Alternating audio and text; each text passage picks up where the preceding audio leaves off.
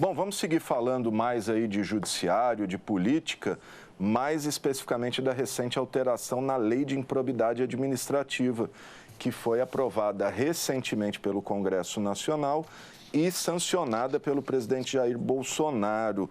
Segundo especialistas, essas alterações prejudicam o trabalho do Ministério Público, uma vez que para imputar dano agora e para conseguir imputar a improbidade a agentes públicos que causam dano aos cofres públicos, está de que o acusador, né, que no caso é o Ministério Público, precisa apontar a prova de que houve dolo à intenção real de macular o erário. Outra mudança, retirada da competência das procuradorias municipais de processar servidores por má conduta na gestão de recursos públicos. Sobre esse assunto, eu converso agora com o promotor Carlos Romani, que é um especialista na lei de improbidade, para ele explicar melhor como essas alterações podem impactar o trabalho do MP. Doutor, tudo bem? Oi, tudo bem? Você e nossos telespectadores. Primeiramente, eu quero dizer, parabenizar o presidente da Câmara Municipal, Pedro Roberto, por ter reconduzido você aí na coordenação da TV Câmara. Você é um excelente profissional e tem o meu total apoio, e creio que o presidente da Câmara e os demais vereadores fizeram uma ótima opção por sua recondução. Ah, legal. Obrigado, doutor. Mas e aí, doutor, como é que isso aí prejudica o trabalho, principalmente do Ministério Público na área aí civil, né, de improbidade? Olha, a lei trouxe inúmeros, vamos dizer, dezenas e dezenas de novos conceitos, pegou toda a jurisprudência do STJ, que era contra os políticos, né, e fez ao contrário. Então, ela, na verdade, eu costumo dizer que essa nova lei, ela trouxe para nós, para o Ministério Público, uma seguinte circunstância. A lei antiga, a gente tinha como se fosse uma corrida de prova de obstáculos numa Olimpíada. A corrida teria 100 metros e cada obstáculo teria 5 metros de distância para atingir, então, o objetivo. Hoje, nós temos a corrida com 200 metros, com obstáculo de 1 metro de distância cada um. Então, para chegar até 200 metros, né, nós temos que atravessar muitos e muitos obstáculos. Eu não vou aqui colocar os aspectos técnicos da lei, da nova lei de improbidade, porque eu já li mais de 10 artigos de diversos juristas e ainda não se chegou a um consenso a respeito de muitos tópicos da lei que foram mudados. Ora, se não se chegou a um consenso jurídico da aplicabilidade desses novos conceitos, fica difícil no nosso programa aqui nesse momento, né, aprofundar a questão desse tema. Então, eu vou tentar ser, vamos dizer, mais claro possível com os principais aspectos dessas mudanças que ocorreram em relação a essa nova lei de improbidade. Por sinal, eu já participei a nível de Ministério Público do Estado de São Paulo com todos os colegas da Patrimônio Público da Improbidade do Estado, de mais de 4 reuniões, para estudar esta lei, quais serão as novas teses que o Ministério Público vai adotar e vai lutar perante os tribunais em relação a essas novas medidas, e está para sair, por parte do Procurador-Geral de Justiça, uns enunciados para indicar aos promotores do Patrimônio Público do Estado de São Paulo as condutas que eles poderão vir a adotar. É lógico, a gente tem independência funcional, nós somos livres para atuar na nossa atividade, mas a Procuradoria vai nos municiar de elementos suficientes para que a gente avalie a melhor conduta para defender os interesses públicos. Uma das questões que foi mudada na lei de improbidade, ela diz que só vai haver ato de improbidade se houver uma lesividade relevante.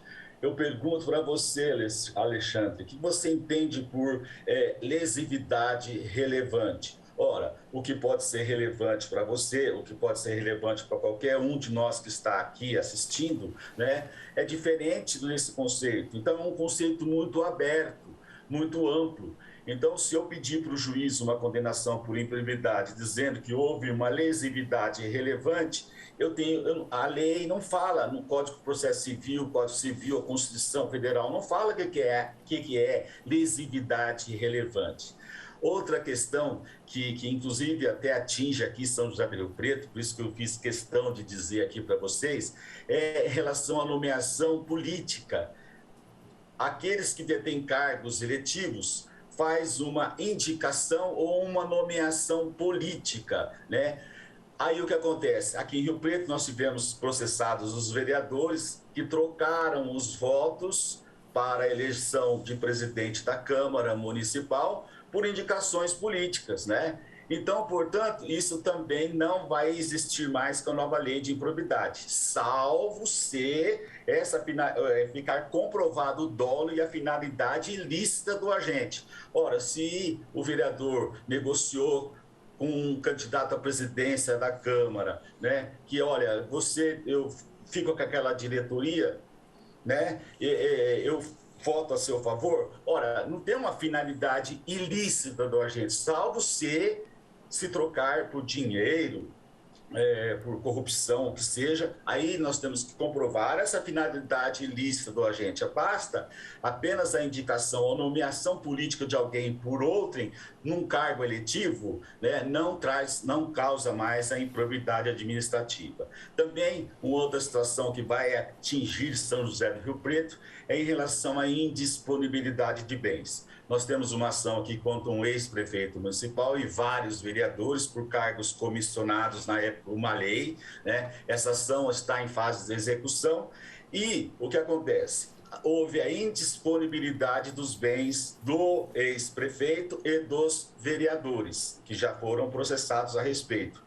E essa indisponibilidade atingiu, inclusive, o valor da multa civil que seria aplicada a eles. Ora, a nova lei alterou isso. Não se aplica mais o valor da indisponibilidade de bens sobre o valor de eventual multa que fosse aplicada. Então, vamos dar um exemplo. Se a multa fosse 5 vezes o valor do dano provocado, daria R$500 mil, esse valor não vai inserir na indisponibilidade, só vai indispor os bens daquele prejuízo presumido que o agente deu, e não se inclui aí o valor possivelmente da multa que seria aplicada. Seria mais um benefício para que essas pessoas fiquem livres dessa indisponibilidade superior àquilo que realmente foi comprovado do prejuízo. E também, e a mais importante talvez, seja a prescrição dos crimes. A partir de agora, são 8 anos para prescrever. Antes, a lei anterior previa 5 anos para a prescrição. Agora, prescreve-se em 8 anos. Aí vamos dizer, puxa, mas aí então houve um desfavorecimento, porque antigamente eram 5 anos para se prescrever, agora são 8. Acontece que, como eu disse inicialmente, foram colocadas várias barreiras, né? E mesmo que com todas essas barreiras, atingir 8 anos, fica muito fácil atingir esses 8 anos e prescrever os atos de improbidade. Por quê? Porque a apuração hoje ela foi muito dificultosa pela colocação de várias questões nessa própria lei de improbidade que nos faz o quê? A comprovação, por exemplo, do dolo do agente. É uma situação muito difícil, nós não temos mais improbidade por culpa, por negligência do agente. Imperícia, né? Por sinal, isso foi inserido na lei para proteger e beneficiar os pequenos municípios, porque muitos pequenos municípios, eles às vezes praticavam atos de improbidade, não por dolo, por vontade de praticar o ato, e sim por uma culpa, por um erro na interpretação de um contrato, de uma lei. Então, portanto, essa lei excluiu essa possibilidade agora, né, de que haja, então, essa punição por culpa ou por negligência. Portanto, nós hoje, no inquérito civil, temos que comprovar efetivamente o dolo. E o inquérito civil, para se propor uma ação, tem o prazo de 365 dias. Se em 365 dias eu não conseguir comprovar o dolo do agente, eu tenho 30 dias depois do 365 para propor ação, senão ela vai ser, o meu inquérito civil será arquivado. Veja você, nós nos levantamos com, por exemplo, uma corrupção enorme, grande, com vários agentes, fica quase que humanamente impossível. Só se a gente se dedicar 25 horas por dia em um inquérito civil, debruçado sobre um inquérito civil, para conseguir arregimentar toda essa prova num período tão curto de espaço de tempo. Então, portanto, volto a repetir, foram criadas várias barreiras, né, para que a gente não consiga chegar a um final que seria a defesa do patrimônio público, a defesa, então, da coletividade. Ô, doutor, também... inclusive eu acompanho o Diário Oficial todo dia, eu tenho visto vários despachos em ações de improbidade contra prefeitos e ex-prefeitos da região, em que o juiz está pedindo, com base já nessas alterações, para o Ministério Público emendar a inicial apontando efetivamente o dolo, né? Como que vai ser a atuação do MP nesses casos? Então, como eu afirmei para vocês, nós já nos reunimos 4 vezes com os promotores do Estado de São Paulo inteiro, eu participei dessas reuniões, está para sair, e já saiu inicialmente, já pelo órgão especial, salvo engano, ontem já saiu uma deliberação de que essa questão envolvendo prescrição intercorrente, que é o que interessa para todos os advogados, né? E a prescrição das ações de improbidade, elas vão ocorrer após a vigência da lei, dia 26 de outubro, entendeu? Então, o que acontece? Muitos atos que não existem mais na nova lei, vou citar um deles, a prevaricação administrativa, que tinha no artigo 11, inciso 2 da lei da ação civil pública, aliás, da lei de improbidade administrativa anterior. O prefeito, por exemplo, deixava de praticar um ato de ofício, responder a um requerimento do Ministério Público ou qualquer outro requerimento que seja de outra autoridade pública, ele incidia até então em prevaricação administrativa. Esta sanção não existe mais. Isto não existe mais na atual lei. Então, se alguém estiver sendo processado por improbidade administrativa nessa condição, como não existe mais esse artigo na nova lei, aplica-se em benefício dele, agente público, a extinção da punibilidade. Então, ele terá extinta a sua punibilidade, mas existem também vários artigos da lei anterior que foram repetidos na nova lei e que agora deverão comprovar o dolo. Então, se já não está comprovada na ação civil pública, na inicial proposta anteriormente, alguns juízes estão dizendo, olha, você adita a inicial ou você esclareça melhor a inicial o dolo do agente. Aí, então, o Ministério Público faz isso em aditamento, em cumprimento ao pedido judicial. Legal. A questão das procuradorias, doutor,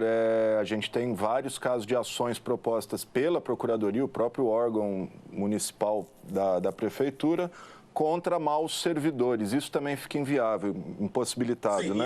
Isso foi um pleito, um pedido dos prefeitos para os deputados e senadores para incluir isso na lei. Por quê?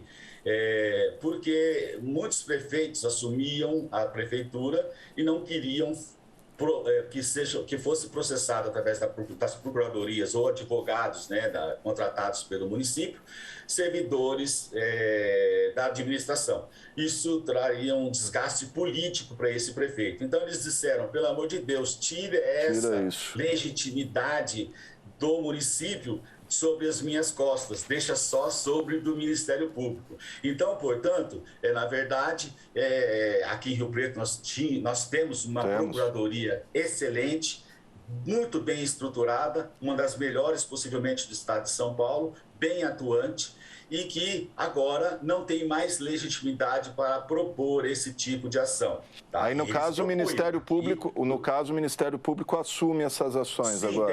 Teríamos um ano para assumir. Mas eu não tenho preocupação nisso, o Alexandre. Por quê? porque todas essas ações que foram propostas pelo município, o Ministério Público atua junto como custos iuris, ou seja, o antigo custos legis. Acompanha esse tipo de ação. Todas as ações propostas pela Procuradoria do município aqui de improbidade, o Ministério Público atua não como autor, mas como custos iuris. Né? Então, na verdade... Esse é o menor dos prejuízos aí, né? Só vamos mudar de balanço. Era um balanço aqui e um balanço lá. Então, só vamos mudar de balanço, só trocar o balanço. Exclui o balanço que é da Procuradoria e o município continua, e o IMP assume esse balanço sozinho. Aí, de duas, uma, dependendo do andamento da ação, ou a gente adita, se houver necessidade de comprovar uma ação eventual do dolo, porque se a gente não aditar eventualmente algo que esteja imperfeito na inicial do município, o juiz vai julgar improcedente a ação, e a gente não deseja isso. Então, o que a gente faz? Reanalisa todo o caso, né? E verifica se o dolo está bem descrito na inicial. Se não estiver, a gente, então, o quê? Faz o aditamento e adequa a atual e nova lei. Tá certo, gente. Tá aí o promotor público, promotor de justiça, o doutor Carlos Romani. Rapidinho, doutor, só para finalizar que nosso tempo já estourou. Tem chance dessa lei cair? Parece que já tem questionamento no Supremo. Qual a opinião do senhor? Para alguns artigos, para algumas situações, possivelmente já haja indagação a respeito, mas não de forma integral. Algumas partes dela poderá ser arguída a inconstitucionalidade. Vamos aguardar o andamento dessas ações e desses eventuais pedidos. Tá certo, gente. Está aí o promotor, doutor Carlos Romani. Obrigado, viu, doutor? De nada, um abraço a todos. Obrigado ao doutor Romani.